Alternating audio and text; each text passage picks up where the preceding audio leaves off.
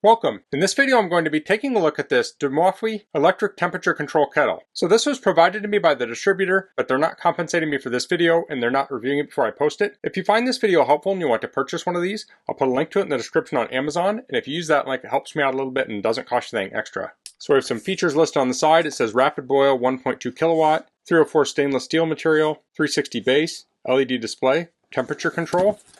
Okay, so let's get this open. Looks like we have the base. Here's the kettle. We're going to take it out, make sure the lid doesn't fall so it doesn't get damaged. I'll pull the plastic off of here.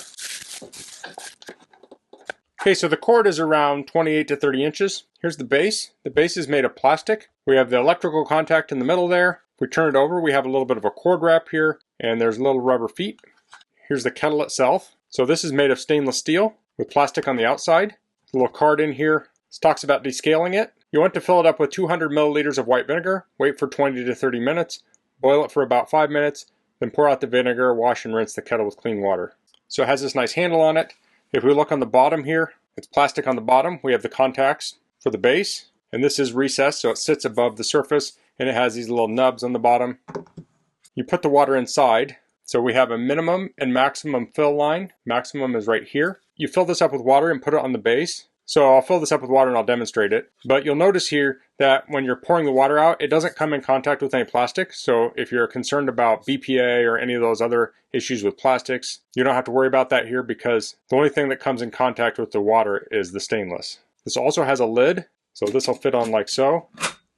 And you do want to put the lid on when you're boiling the water. It's not going to build up pressure because it is vented there, but they want you to do that so it doesn't splash. Let's peel the plastic off here.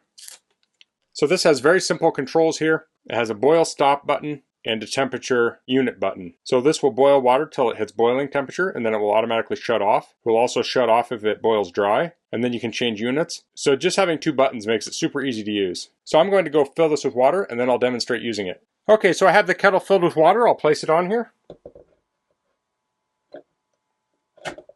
So this can rotate around on the base. I'll put the lid on.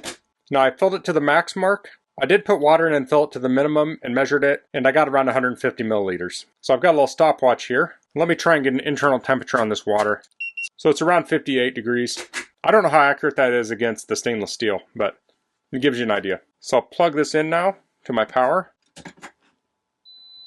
So while plugged in, it's drawing around 0.4 watts. And we have the display here, and this says 62 degrees. Let me get down on that real quick. Okay, so we can see this, it says 60 degrees. We can change this to Celsius, so it's 16 Celsius. I'll hit the boil button, and I'll start my timer here. We can see my power meter here is at just under 1300 watts. So I'll speed up the video now, and we'll come back when this has reached boiling temperature.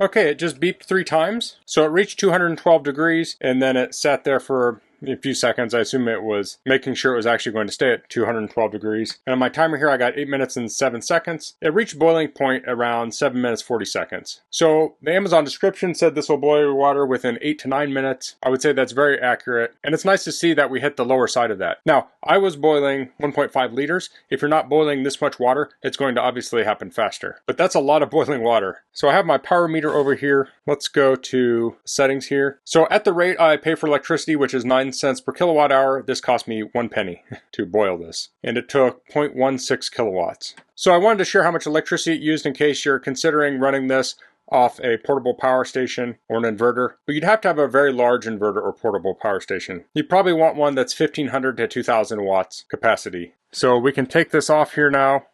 We can pull the top off. And here we have a lot of boiling water. So if I feel the outside, that is warm. See what this is like?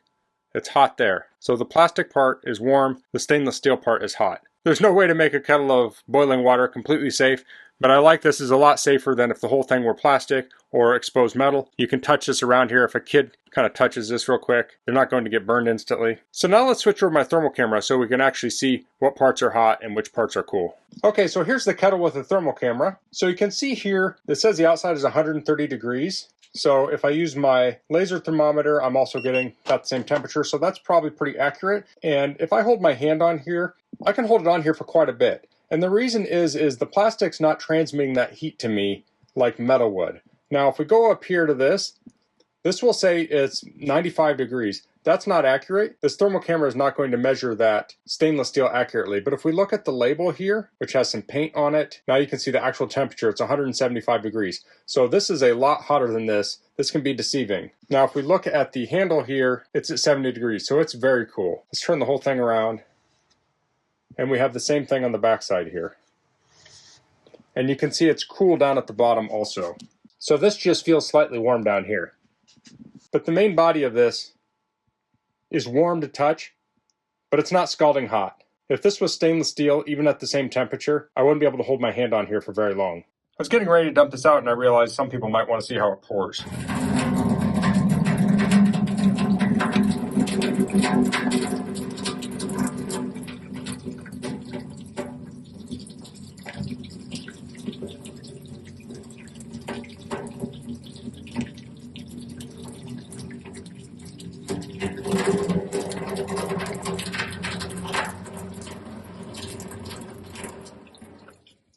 So I'd say that poured nicely. So that's the DmofwHi electric kettle. I really like the design of this. It has a nice look to it. It has kind of a classic look to it. If you need to boil water for food or tea, an electric kettle is a great way to do it. It's very fast. It's incredibly efficient. If you were to boil this water on a stove in a pan with a gas or electric stove, a lot of that heat is going to go into the pan and up around the pan and into the air. This puts the heat right into the water. So a kettle like this is going to be one of your fastest options for boiling water. But the nice feature of this one is the double-walled kettle with the plastic around it. Makes it a lot safer to use, a lot easier to use. So as you saw with the thermal camera, this here is, I'd say 140 degrees or so, but I can hold my hand on it. And when you consider that the water inside is near boiling temperature, it's still at 195 degrees. So this is going to keep it warmer longer. Now as time goes on, this outside will heat up more. But if the whole body of this was plastic, it'd be way hotter on the outside and it would lose that heat a lot faster. So we've been using an electric kettle in our camper to boil water so we don't have to run our gas stove and use up our propane. And I think this will make a great addition to our camper. So when we camp, we put water in one of these, we boil it. I use it to make my oatmeal in the morning. My wife uses it for her coffee. And sometimes we'll make freeze-dried meals. We'll again use the boiled water. So that's all I'm going to cover in this video. If you have any questions, please leave them in the comments. If you like this video, please click like. If you haven't subscribed to my channel, I'd appreciate if you could do that. And thanks for watching. Until next time, goodbye.